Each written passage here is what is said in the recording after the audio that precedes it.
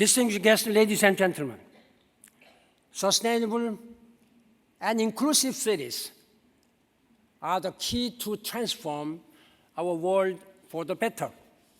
How we develop our cities will have major implications in achieving the future we want. Let me tell you that when we were thinking about negotiating sustainable development goals, we sent out our questions to millions of people around the world through social media. And we have received at least 9 million responses from various groups of people, starting from young people to elderly and businesses, politicians and civil societies, engineers, academicians. 9 million responses. We try to categorize and try to really simplify how we could present in a simple forms. That has been extraordinarily difficult processes, but I'm very happy to say that we addressed these issues and we were able to understand what kind of world they wanted. The main question was, what kind of world do you want the United Nations should really help to make? Over the next 11 years, from today until 2030, the progress in science, technology, and innovation in our cities will be very essential in delivering on all of the United Nations SDGs, from poverty eradication, food security, sustainable energy, water, sanitation, and beyond. As such, I firmly believe that searching for a new city model is urgent because cities bring so many solutions to help overcome humanity's sustainability crisis. Current urbanization trends are further aggravating the sustainability crisis, which is proceeding rapidly, particularly in Asia, but also here in Europe and elsewhere. I often tell that the mega cities, particularly, the cities like Paris or London or New York, big cities, they are the so-called culprits of many problems which we face, starting from greenhouse gas emissions, even crimes, health issues. Many problems are coming from the cities. More than 100 million people are moving to cities each year, and 400 million people are projected to add to urban populations.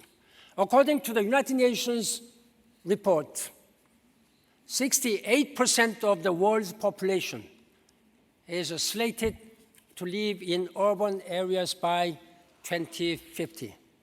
How can we handle these problems? That's why, again, your role will be essentially important. To cope with these challenges, we must ensure that our future cities are resilient, sustainable, creative, and innovative, and inclusive and equitable. First, as climate change brings dire threats to cities around the world, we must fortify our great cities of today to flourish in the climate realities of tomorrow. Indeed, we need forward thinking, planning, adaptation. In fact, I'm now working as a chairman of the Global Commission on Adaptation, together with Bill Gates and Kristalina Georgieva, who used to be Vice President of the European Union, now currently a CEO of the World Bank. This adaptation is very important. Now we have to use science, engineering, and innovation to make certain that our future cities and their housing are resilient in the face of effects of climate change.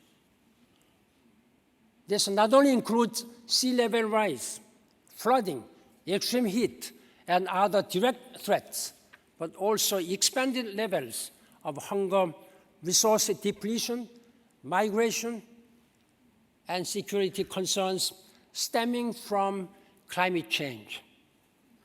Second, we need to come together in partnership to think big, plan ambitiously, and nurture creative urban innovation in the digital area.